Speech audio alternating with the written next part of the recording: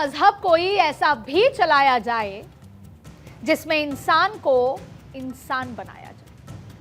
आज के political corridor की शुरुआत इस उम्मीद के साथ कि ना हिंदू बनेंगे ना मुसलमान बनेंगे, हम इंसान की औलाद हैं, इंसान बनेंगे।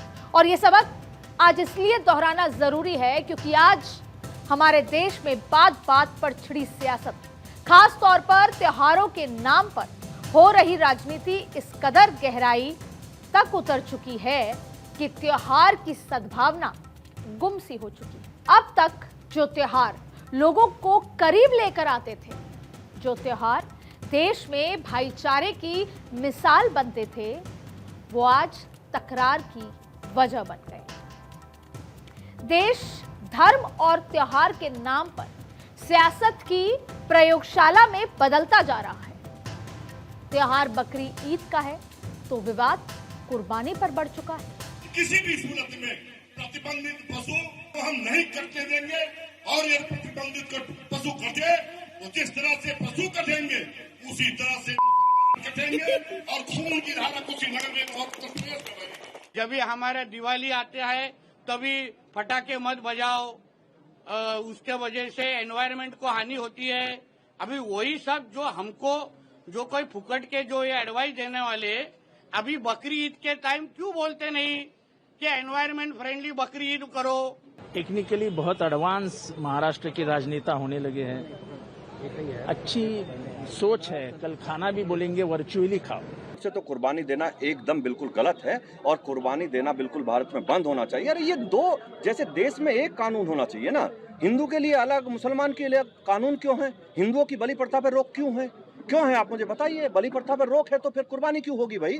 बिल्कुल नहीं होनी चाहिए और कुर्बानी जैसी व्यवस्था बिल्कुल बंद होनी चाहिए। ये क्रिश सुमैया है, कुछ और लोग हैं, नीतीश राणे हैं, इनके पास कोई काम नहीं है सिवाय इसके। बेचारे जो है ना सिर्फ 24 घंटे इसी काम में लगे रहते हैं कि हिंदू मुस्लिम करते रहो। त्योहार कोई भी हो, हिंदू या मुसलमानों का, उस त्योहार के नाम पर नेताओं को जंग छेड़ने का जैसे मौका मिल जाता है और इस जंग को छेड़ने में कोई भी किसी से पीछे नहीं हटता।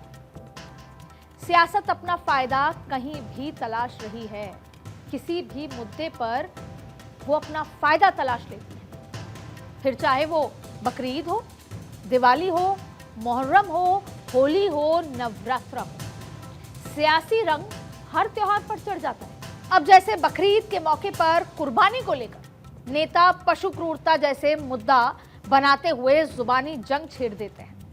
दीपावली का त्योहार अब जब करीब आना शुरू होता है तो बात पर्यावरण की फिक्र की होने लगती है। पर्यावरण की फिक्र लोगों के दिल में अचानक से जगह बना लेती है।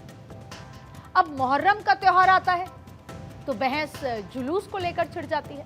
लोग कहते हैं कि जाम बहुत हो जाता है और उस समय लोगों को जाम की फिक्र सताने लग जाती है। ट्रैफिक का जिक्र होने लगता है, चाहे वो दिन भर 265 दिन ट्रैफिक में अटके हों, लेकिन क्योंकि मुहर्रम के जुलूस की बात है तो ट्रैफिक परेशान करने लगता है। और उसी तरह होली का मौका आता है तो लोग पानी की बर्बादी का मुद्दा हवा देने लगते हैं।